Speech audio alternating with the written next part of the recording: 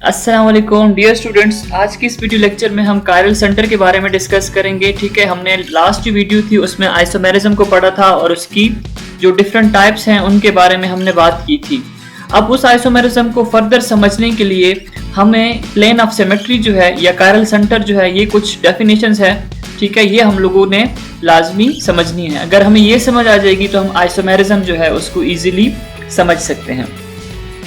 Video start करने से पहले मेरी आप सबसे रिक्वेस्ट है कि अगर आपको वीडियो अच्छी लगती है तो आप काइंडली मेरे चैनल को लाइक, सब्सक्राइब और अपने फ्रेंड्स के साथ शेयर जरूर कीजिए। सो लेक्चर स्टार्ट करते हैं। Plane of symmetry which divides an object into two symmetrical halves is said to be the plane of symmetry. देखें, आपके पास वो प्लेन जो कि किसी भी ऑब्जेक्ट को, ठीक है, दो इक्वल पार्ट्स में डिवाइड करती है, उसको हम क्या कहते हैं? That is known as plane of symmetry. जैसे ही आपके पास एक मॉलिक्यूल मैंने यहाँ पे एज एन एग्जांपल ड्रॉ किया हुआ है। यहाँ पे देखो, ये एक 6 मेंबर्ड रिंग है। ठीक है, इसके साथ एक साइड पे भी मिथाइल ग्रुप अटैच्ड है और दूसरी साइड पे भी मिथाइल ग्रुप जो है वो अटैच्ड है। ये आपके पास जो रेड डॉटेड लाइंस है, this is known as plane of symmetry. वजह, अगर हम इस मॉलिक्यूल को यहाँ से काट देते हैं, ठीक है, तो काटने के बाद क्या होगा कि हमारे पास इसके दो इक्वल पार्ट्स होंगे। फॉर एग्जाम्पल देखिए, मैं यहीं पे आपके सामने इसको काट देता हूँ। ठीक है, इस प्लेन में मैंने इसको सिलेक्ट किया। ठीक है, अब सिलेक्ट करने के बाद मैं इसको क्या करूंगा, यहाँ से काट दूंगा। अब काटने के बाद जब मैं यहाँ पे इसको पेस्ट कर देता हूँ तो ये देखिए आपके पास क्या हुआ है, इसके दो इक्वल पार्ट्स बन गए। सो वो जगह, वो प्लेन, वो लाइन जहां से इस मॉलिक्यूल को आप काट दो और उसके जो है ना दो इक्वल पार्ट्स बन जाएं, तो उसको आप क्या कहते हो? That is known as plane of symmetry. For example, a person or hat has a plane of symmetry. अब यहाँ पे आप देखो, ये आपके पास एक बंदा खड़ा हुआ है। ठीक है, अगर हम इसको बीच में से यहाँ से काट देते हैं तो ये क्या है? इसकी प्लेन ऑफ सिमेट्री है। जैसे फॉर एग्जाम्पल मैं इसको यहाँ से देखें ऐसे सिलेक्ट कर लेता हूँ। अब जैसे मैं इसको क्रॉस करूंगा, फिर मैं आपके सामने यहाँ पे पेस्ट कर दूं, तो ये क्या हो गया? ये जो बंदा है ना, इसके अपने दो हिस्से कर लिए और दो इक्वल पार्ट्स बन गए हैं। तो जिस लाइन पे, जिस जगह पे हमने इसको काट दिया है ना, इसको हम क्या कहते हैं? That is known as plane of symmetry. Same is the case with this hat. ये जो टोपी है, इस टोपी को अगर आप यहाँ से काट देते हो तो फिर क्या बनेगा? इसका एक और पार्ट बन जाएगा। ठीक है, दोनों इक्विवेलेंट पार्ट के अंदर डिस्ट्रीब्यूट हो जाएंगे। सो वो प्लेन जो कि किसी भी ऑब्जेक्ट को दो इक्वल हिस्से में डिवाइड करती है ना, that is known as plane of symmetry.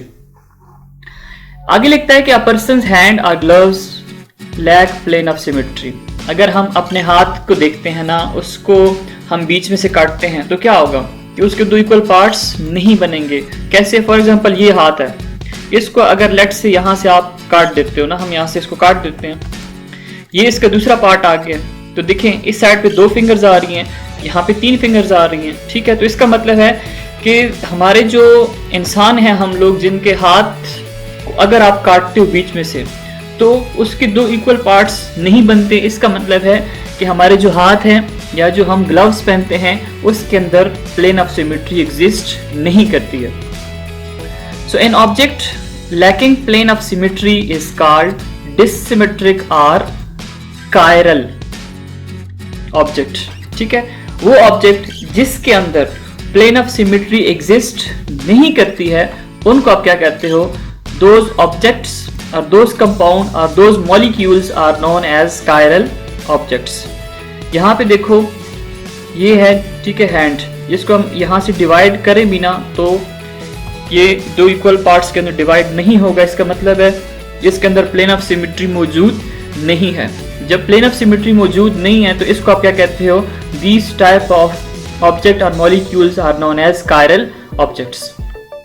अब नेक्स्ट जो आपके पास है, अच्छा, इसको आप क्या कहते हो? This is known as dissymmetric. ठीक है, डिससिमेट्रिक या कायरल ऑब्जेक्ट दोनों सेम होते हैं। A symmetric object is referred to as A chiral. अब ऐसे ऑब्जेक्ट जिनके अंदर प्लेन ऑफ सिमेट्री जो है वो एग्जिस्ट करती है, जिनको आप दो इक्वल पार्ट्स के अंदर डिवाइड कर सकते हैं, उनको आप क्या कहते हो? They are known as A chiral.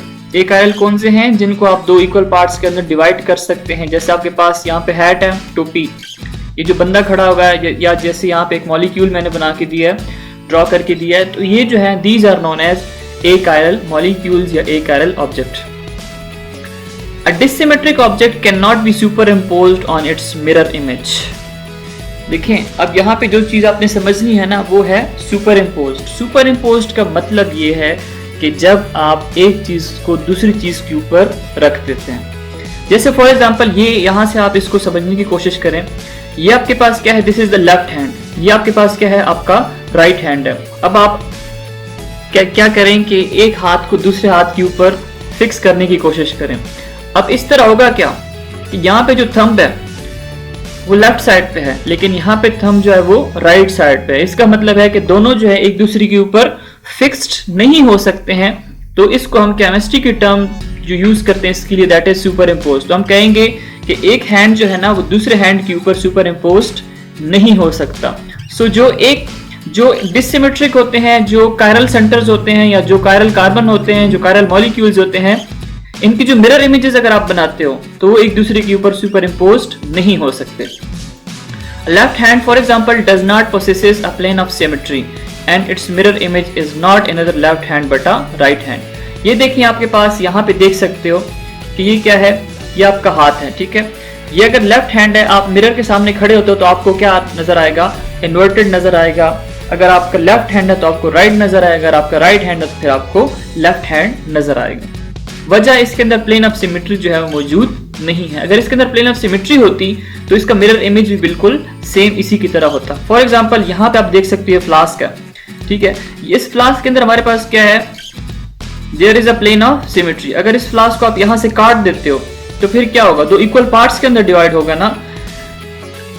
अभी अगर इसको आप देखते हो मिरर में तो भी क्या होगा, फ्लास्क उसी तरह ही नजर आएगा, एक दूसरे के ऊपर क्या हो सकते हैं, सुपर इम्पोज्ड हो सकते हैं।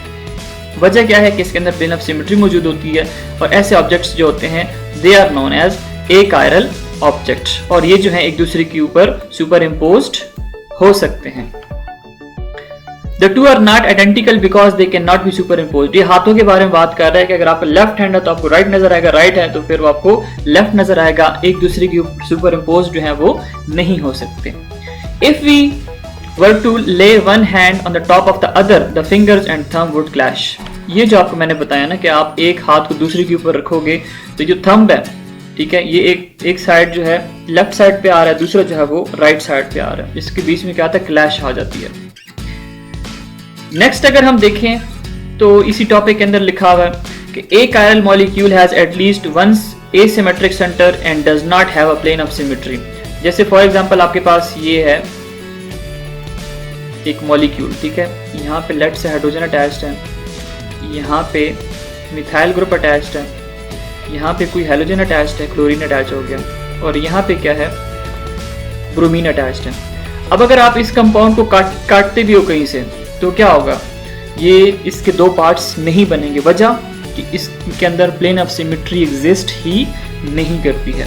लेकिन इसके अंदर ये जो सेंटर है, ये जो बीच वाला कार्बन है, इसको आप क्या कहते हो, this is known as A chiral carbon, या इसको आप कहते हो एसिमेट्रिक सेंटर।